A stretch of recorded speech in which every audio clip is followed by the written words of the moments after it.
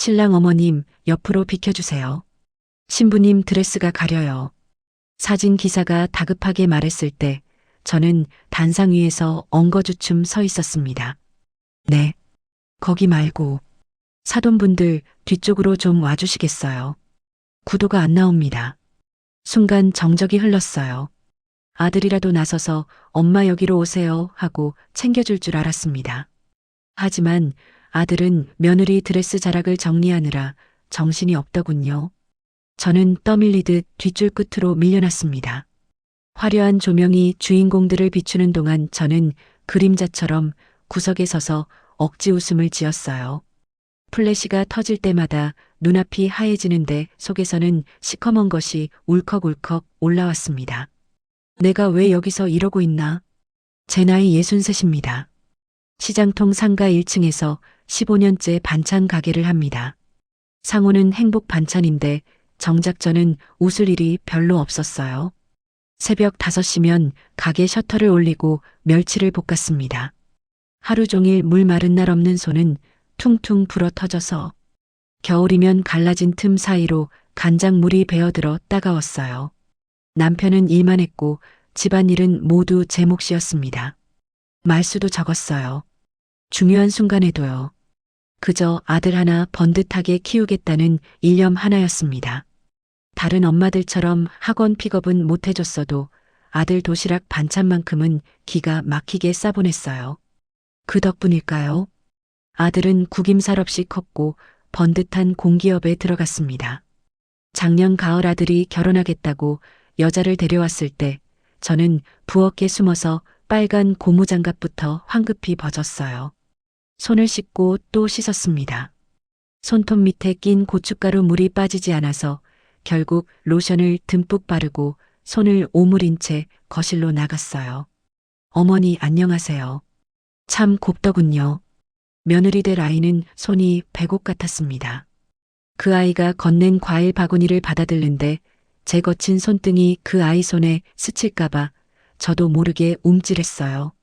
상견례 날도 그랬습니다. 사돈 어른들 앞에서 저는 밥을 먹는 둥 마는 둥 식탁보 아래로 손을 감추고 그저 네네 감사합니다 라는 말만 되풀이했어요. 내가 못난 게 아들 흠이 될까봐. 그게 무서웠습니다.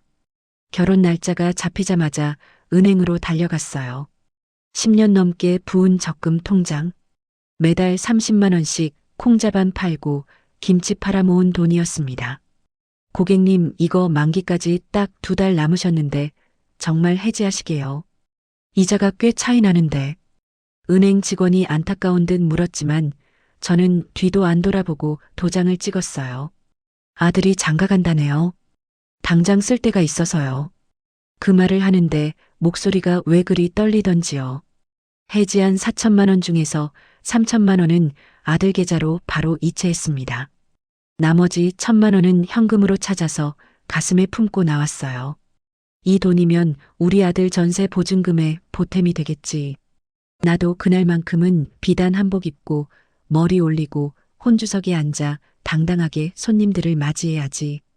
퇴근길 버스 창문에 비친 제 얼굴을 보며 연습도 했어요. 어서 오세요, 신랑 어머니입니다. 먼 길 와주셔서 감사합니다. 입꼬리를 올리는 게 어색해서 혼자서 볼을 꼬집어가며 웃는 연습을 했습니다. 한 달 전이었습니다. 아들이 며느리 될 아이와 함께 청첩장을 들고 왔어요. 고소한 냄새가 진동하는 가게 안으로 들어오는 두 사람이 얼마나 예쁘던지요. 저는 앞치마에 손을 쓱쓱 문지르고 봉투를 받아들었습니다. 기대가 컸던 탓일까요? 봉투를 여는데 하얀 종이에 영어로 날짜가 적혀 있고 신랑 신부 이름이 큼지막하게 영문으로 박혀 있었어요. 디자인이 참 세련되긴 했습니다. 호텔 결혼식이라더니 다르구나 싶었죠. 그런데 부모님 이름을 찾을 수가 없었어요. 한참을 찾았습니다. 종이를 뒤집어 보니 맨 뒷면 하단에 아주 작은 글씨로 적혀 있더군요. 신랑 부모 김철수 이영순의 장남 민호. 신랑 측 혼주라는 말도 없이 마치 꼬리표처럼 붙어 있는 제 이름 석자. 맨 뒷면 구석에 박혀 있었어요. 민호야, 이거 엄마 이름이 왜 이렇게 작니? 앞면에는 없고. 제가 조심스럽게 물었습니다. 아들은 스마트폰을 보며 무심하게 대답하더군요. 아, 그거 요즘 디자인 트렌드야, 엄마. 심플한 게 대세라고. 앞면에 이름 꽉 차게 넣으면 촌스러워서 애들이 싫어해. 옆에 앉은 며느리 될 아이는 아무 말이 없었습니다. 그저 빨대로 아이스 아메리카노를 휘휘 저으며 살짝 미소만 짓고 있었어요.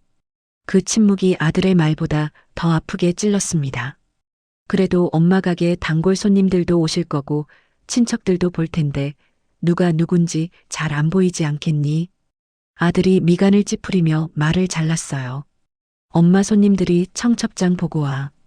그냥 엄마 얼굴 보고 오는 거지. 그리고 모바일 청첩장에는 크게 들어가니까 걱정 마. 종이 청첩장은 우리 회사 사람들이나 친구들한테 돌리는 용도가 더 커. 우리 회사 사람. 내 친구들. 아, 그렇구나. 이 종이 한 장에도 주인이 따로 있었구나. 저는 입을 다물었습니다. 가게 구석에 쌓여 있는 스티로폼 박스들이 갑자기 낯설어 보였어요. 아들은 그럼 가볼게 한복 가복 날짜 잡히면 연락할게라며 며느리 될 아이와 함께 훌쩍 나가버렸습니다. 텅 빈 가게에 혼자 남았어요. 식어버린 믹스커피 잔 옆에 청첩장을 내려놓았습니다. 아들 말이 맞겠지요. 요즘 젊은 사람들 감각을 제가 어떻게 따라가겠습니까? 그런데 이 종이 조각 하나가 왜 이렇게 서러울까요? 내 이름 석자. 이영순. 평생 누구 엄마 반찬 가게 아줌마로 불리다 이제야 내 이름 석자 걸고 하객들 앞에 서보나 했는데 아들에게 제 이름은 그냥 뒷면에 작게 박아도 되는 디자인을 해치지 않아야 하는 참고사항 정도였나 봅니다.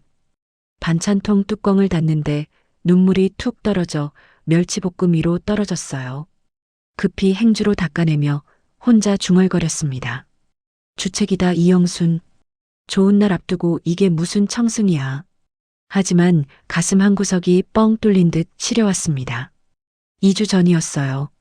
전날 3천만 원을 아들 계좌로 이체했습니다. 10년 넘게 매달 30만 원씩 모은 돈이었어요. 콩자반 팔고 김치 팔아 한 푼, 두 푼 모은 돈. 아들 내외를 잠깐 불렀습니다. 작은 흰 봉투를 하나 건넸어요. 용돈이야. 신혼여행 가서 맛있는 거 사 먹어라.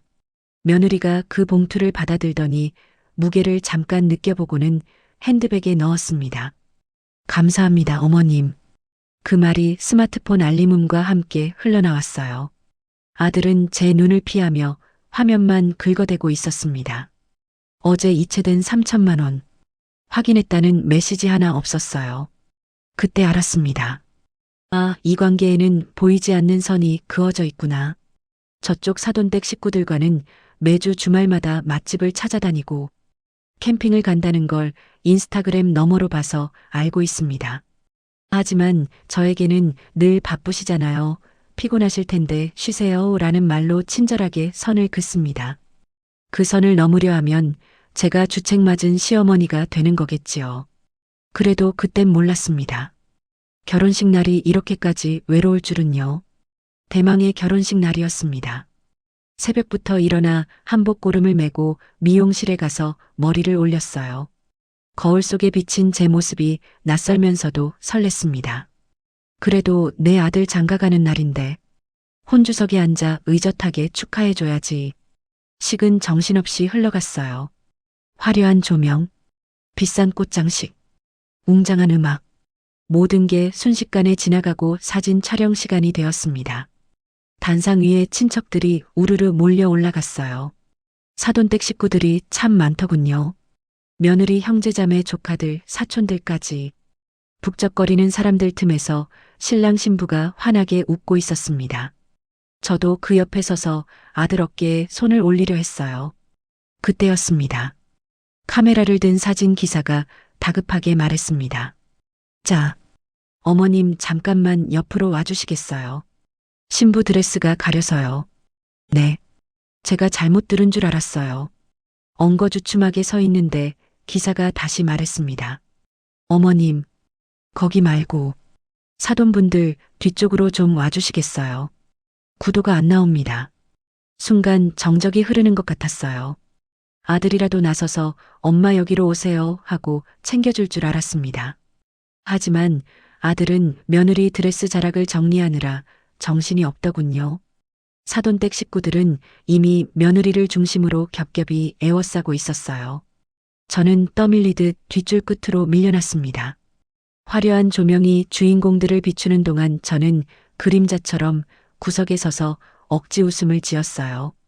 플래시가 터질 때마다 눈앞이 하얘지는데 속에서는 시커먼 것이 울컥울컥 올라왔습니다. 내가 왜 여기서 이러고 있나? 사진 촬영이 끝나고 연회장으로 내려갔습니다. 인사돌 시간이 빠듯하다며 아들 내외는 옷 갈아입으러 사라졌고 남편은 오랜만에 만난 친구들과 술잔을 기울이느라 저를 찾지도 않더군요. 혼자 뷔페 접시를 들었어요. 주변은 시끌벅적한데 제 귀에는 아무 소리도 들리지 않았어요. 앞 테이블에서 사돈댁 식구들이 웃고 떠드는 소리만 웅웅거리며 들려왔습니다. 오늘 예식장 너무 좋다. 음식이 괜찮네. 행복해하는 그들 틈에서 저는 투명 인간이 된 기분이었어요. 목이 메어 물을 마시려는데 종이컵이 바들바들 떨렸습니다. 물을 삼키는데 모래알을 삼키는 것 같았어요. 숟가락을 들 힘조차 없어서 그냥 국물만 휘휘 저었습니다. 저 멀리서 사돈댁 식구들이 웃으며 나가는 게 보였어요. 우리 아들이 그쪽 어른들께 허리를 90도로 숙이며 인사를 하더군요. 며느리가 아들의 팔짱을 꼭 끼고 있었습니다. 제 남편은 어디 갔는지 보이지도 않았어요. 한 숟가락을 억지로 입에 넣었습니다. 질긴 고기가 목에 걸려 넘어가지 않는데 눈물이 툭하고 국물 위로 떨어졌어요. 참 주책이죠. 남들 다 보는 식당에서 화장 다 번진 얼굴로 밥을 삼키며 우는 꼴이라니. 옆 테이블에서 돌잔치를 하러 온 젊은 부부가 저를 힐끔거리는 게 느껴졌습니다. 저는 급하게 종이 냅킨으로 입을 훔치고 일어났어요. 반도 비우지 못한 그릇이 덩그러니 남았습니다. 주차장으로 내려가는 엘리베이터 앞이었습니다. 남편이 거기 서 있더군요. 차 대기시켜놨어. 가자. 그게 다였어요. 오늘 고생했다. 다리 아프지 않냐? 밥은 먹었냐? 그런 말은 기대도 안 했지만 남편은 정말 제 얼굴 한 번을 안 쳐다보더군요. 그냥 엘리베이터 버튼만 뚫어져라 보고 있었습니다. 그 사람 손에는 축의금이 든 쇼핑백 2개가 들려 있었어요. 차에 타서도 남편은 말이 없었습니다. 운전대를 잡은 남편의 옆모습을 보는데 평소보다 더 늙어 보였어요. 아마 그 사람도 지쳤겠지요. 하지만 그 침묵이 저를 더 비참하게 만들었습니다. 창밖으로 웨딩홀 건물이 멀어집니다. 아들은 전화 한 통이 없어요. 신혼여행 간다고 공항으로 가고 있겠지요. 정신없을 겁니다.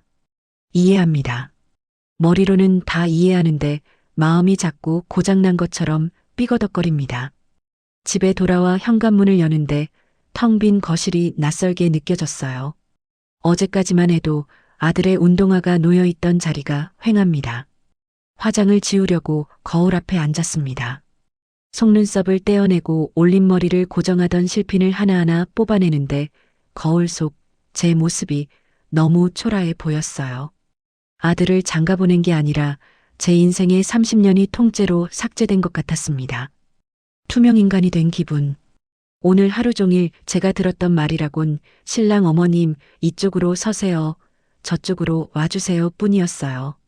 이름도 없이 그저 신랑 엄마라는 역할만 수행하고 버려진 소품이 된 것 같습니다. 남편은 벌써 안방에 들어가 코를 골며 잡니다.